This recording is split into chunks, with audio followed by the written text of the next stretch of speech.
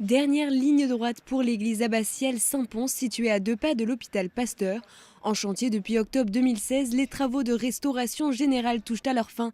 Clos, couvert de l'édifice, décor intérieur, le programme prévoit une restauration du bâtiment tel qu'il l'était en 1725. Au niveau de la restauration, de la première partie de la restauration, donc les façades sont achevées, on va dire, à l'exception de la façade principale.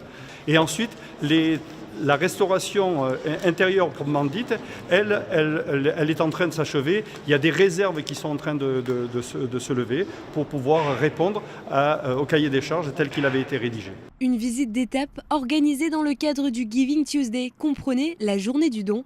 L'occasion de présenter donc l'avancée des travaux, mais surtout de relancer la collecte de dons pour la restauration de cet édifice culturel.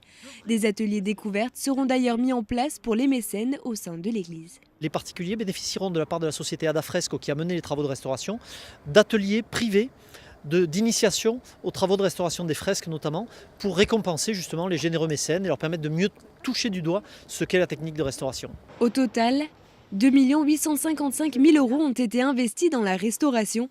Monument majeur de l'histoire niçoise classé depuis 1913, cet édifice baroque est l'un des plus anciens du patrimoine niçois. L'objectif de ces travaux était donc de mettre en valeur la richesse de son histoire et de son architecture d'inspiration turinoise. À la fois parce que c'est un des plus anciens que nous ayons, elle est plus que millénaire, et d'autre part parce que c'est un monument qui s'inscrit précisément dans l'entrée de Nice par l'arrivée de la capitale de Turin.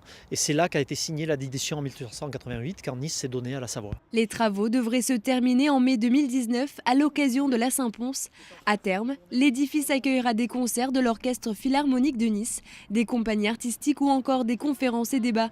Pour réaliser un don, rendez-vous sur le site www.fondation-patrimoine.org.